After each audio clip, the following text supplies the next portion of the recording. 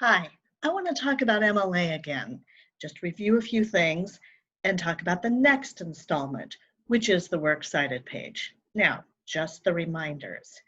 Here is an example of a paper that I wrote as a sample for one of my classes. And you can see there are 1-inch margins. You see them in the top, on the left, and the right. You also see that I have inserted the page number with my last name in the upper right-hand corner. It'll be on that every single time, and I don't have to change the page number. On the left at the top, you see the heading, my first and last name, my professor's name, that's me, my class, and the date.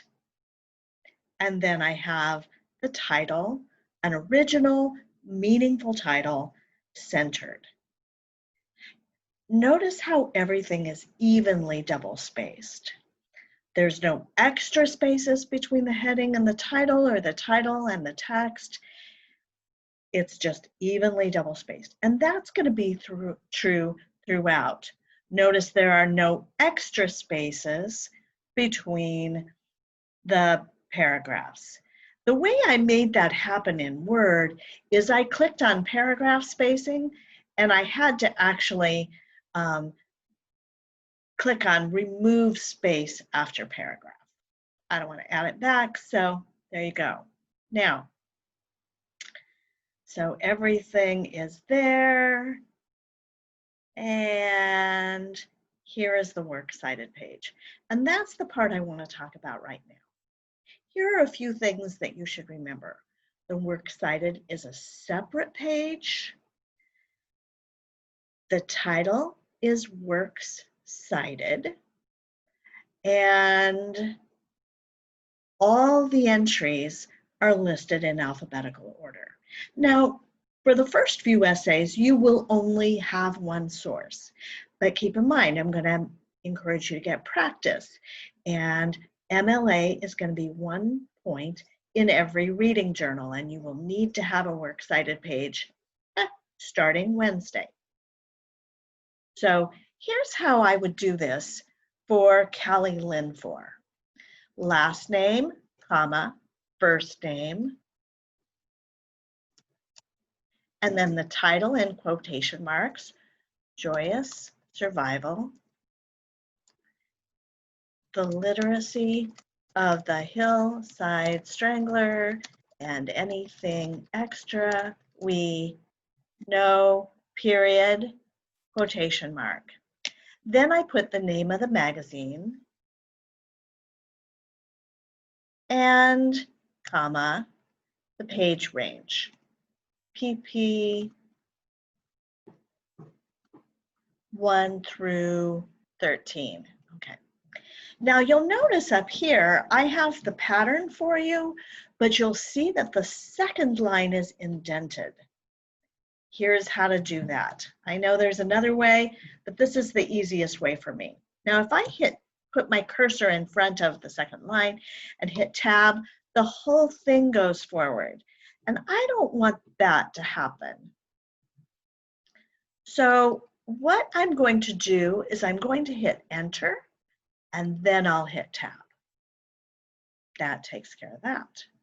Now, let's talk about the one that you're going to be writing right now. This one is not a hard copy, it's an internet copy.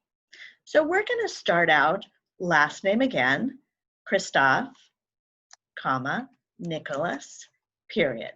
And then quotation marks. Now is time for to learn from Hispanic Americans, period. It was published in the New York Times.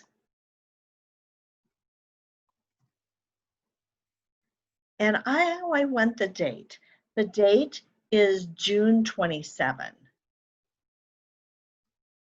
And you'll notice I do the day, month, year, period. Now I need to add the URL. And then I add the date accessed.